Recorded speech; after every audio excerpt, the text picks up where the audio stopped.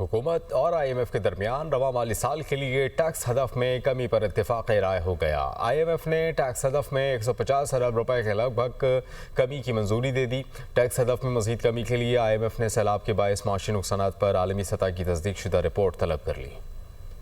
حکومت اور I am F کے درمیان رواں مالی سال 2025-26 کے لیے ٹیکس ہدف میں کمی پر اتفاق رائے۔ آئی ایم ایف نے ٹیکس ہدف میں 150 ارب روپے کے لگ بھگ کمی کی منظوری دے دی۔ ٹیکس ہدف میں مزید کمی کے لیے سیلاب کے باعث معاشی نقصانات پر عالمی سطح کی تصدیق شدہ رپورٹ نظر ثانی کے بعد ایف بی آر کو رواں مالی سال 13,981 ارب روپے ٹیکس جمع کرنا ہوگا۔ جی ڈی پی گروتھ کے 4.2% ہدف کی نسبت نیا جی ڈی پی گروتھ 3.5% مقرر کیا گیا۔ نئے memorandum of economic and financial policies draft میں میکرو اکنامک فریم میں تبدیلی پر آئی ایم ایف سے اتفاق رائے ہوا ہے۔ آئی ایم ایف سے 1.2 ارب ڈالر قرض کی 2 ایک ساتھ منظور ہونے کے بعد رپورٹ میں نئے اہداف شامل ہوں گے۔